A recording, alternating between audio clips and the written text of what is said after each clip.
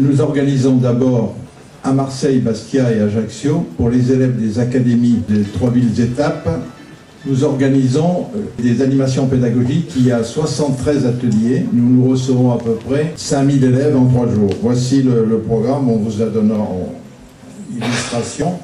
Un mois avant d'arriver dans cette ville, les élèves choisissent par niveau, par choix, par projet pédagogique, un atelier. Ceci étant, c'est transdisciplinaire, il n'y a pas uniquement des scientifiques, parce qu'hier il y avait l'IFREMER, il y avait des universitaires, mais il y a aussi des artistes. Nous voulons être des ambassadeurs de la Méditerranée ensemble, parce qu'il nous semble que, malgré je suis océanographe, partant, je dirais, du fait que notre mer semi-fermée est menacée, première région touristique au monde, trafic maritime intense, réchauffement climatique, bétonisation, etc. Attention, cette mer, il faut la protéger.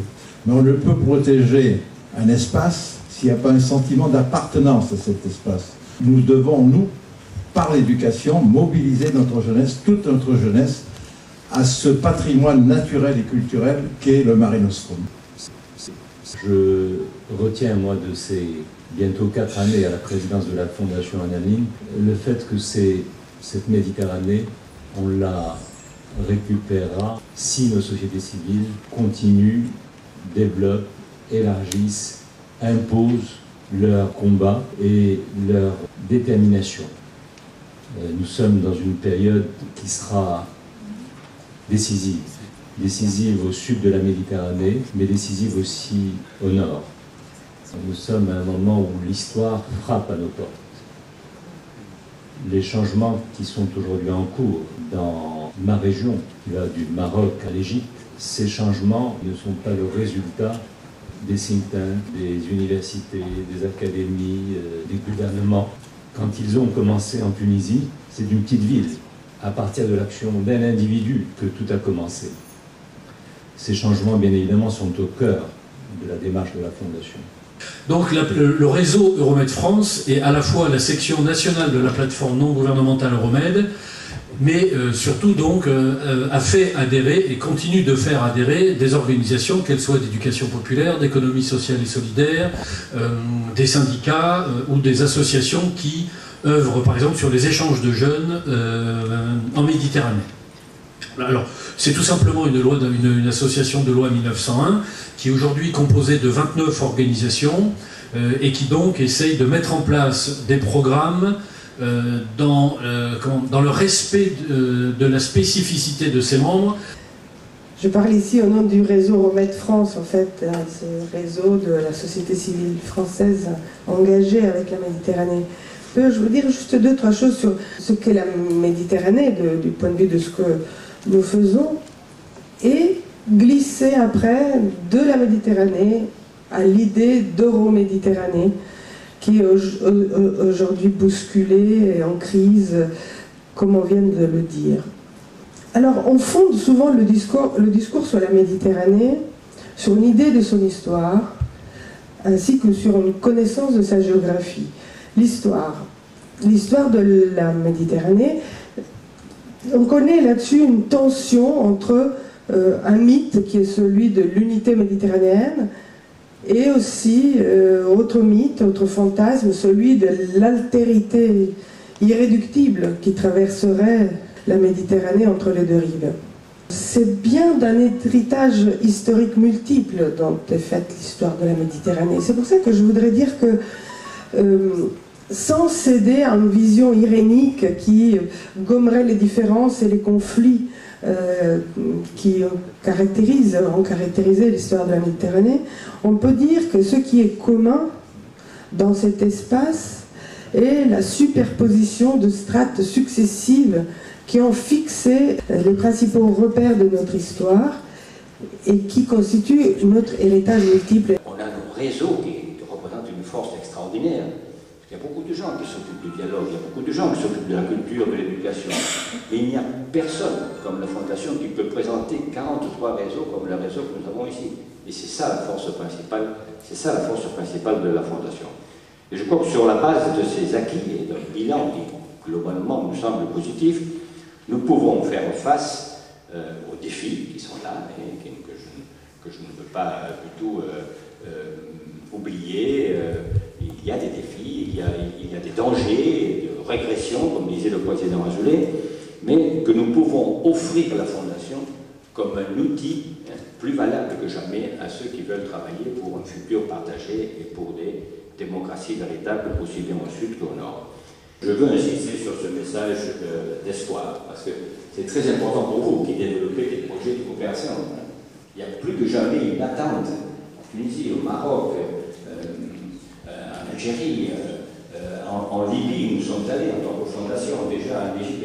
Il y a une grande attente de collaborer. Je suis convaincu que le processus qui s'est enclenché d'abord en Tunisie et ensuite en Égypte est irréversible parce qu'il est porté par une volonté de changement, par une volonté d'existence des nouvelles générations de ce pays qui veulent d'une manière ou d'une autre participer, qui n'accepteront plus soit la dictature du passé, soit la dictature du futur. Si quelqu'un avait l'idée de profiter de la circonstance pour essayer d'implanter une autre dictature.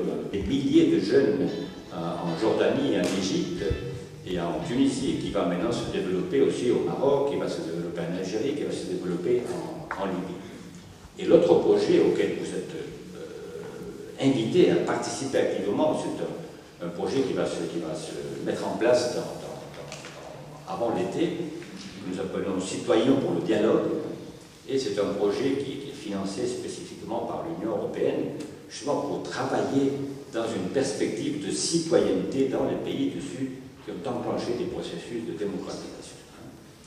Aujourd'hui, la Tunisie vit un moment à la fois charnière de son histoire, parce que ce peuple tunisien a ouvert une page importante qu'il est en train d'écrire, mais en même temps, le peuple tunisien vit un moment d'inquiétude, voire d'angoisse, parce que les perspectives et la situation actuelle qui s'offrent à ce peuple-là posent un certain nombre de problèmes, posent un certain nombre de questions. Aujourd'hui, comme vous l'avez souligné, on se retrouve dans un moment extrêmement critique, inquiétant et en même temps pas forcément, je veux dire, il y a encore du potentiel, il y a encore des choses à faire. Moi je suis pas pessimiste, je garde beaucoup d'espoir parce que je crois beaucoup dans la société civile et dans sa capacité à peser sur les enjeux, mais je pense que ce mois-ci, tout particulièrement, c'est-à-dire le mois qui arrive, va être un peu déterminant dans ce qui va se passer sur les mois d'après. Et donc il y a quelque chose qui est en mouvement, qui est en mutation, et sur quoi il va déboucher, je suis incapable de le dire. Les jeunes se sont sentis dépossédés de la Révolution au lendemain même du vote. Mais les jeunes ont été aussi les moins mobilisés autour du vote et de la participation aux élections.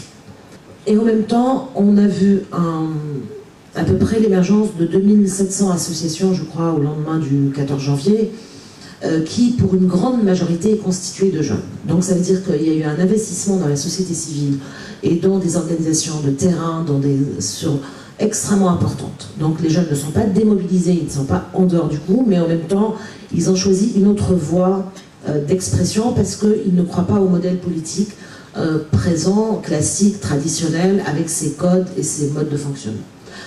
Tout simplement parce que l'exercice et les pratiques politiques qu'ils observent ne correspondent pas du tout à leurs attentes. Quand nous parlons de la Méditerranée, et quand on parle de la Méditerranée, on parle de la société civile.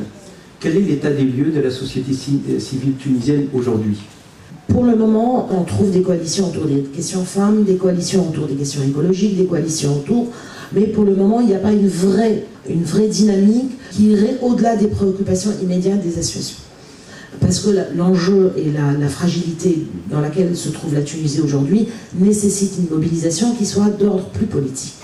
Et là, la société civile se doit de prendre conscience de la nécessité d'un engagement qui va au-delà avec les partis politiques et les syndicats. Ça commence à se faire, ça a mis un peu de temps, mais je reste relativement optimiste parce qu'il y a encore plein de ressources qui ne sont pas encore utilisées, il y a du potentiel, où il y a des gens qui ne sont pas encore engagés, qui sont en train d'y arriver sur ce terrain-là.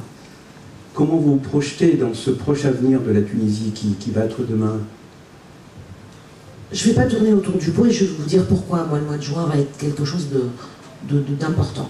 Jusqu'à maintenant, on est face à un gouvernement qui est sur du 2 poids et 2 mesures et qui a fait preuve de beaucoup en tout cas d'ambiguïté par rapport à la question salafiste et à la montée du fanatisme.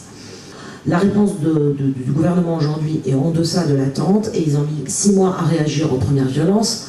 Donc aujourd'hui, s'ils ne réagissent pas, s'ils n'exercent pas, s'ils n'appliquent pas la loi et s'ils continuent à être sur la même posture ambiguë, on va vers de la confrontation et on va vers quelque chose d'extrêmement dramatique. Donc ils portent une responsabilité majeure, d'où pour moi le mois de juin va être un peu déterminant, parce que là je crois qu'on a franchi des lignes rouges avec la crise économique qui s'intensifie, avec un déficit de confiance qui est en train de s'intensifier et de la suspicion et de la méfiance qui est en train de se réinstaller. Moi ce qui me fait peur, sincèrement, c'est qu'on renoue de nouveau avec la peur.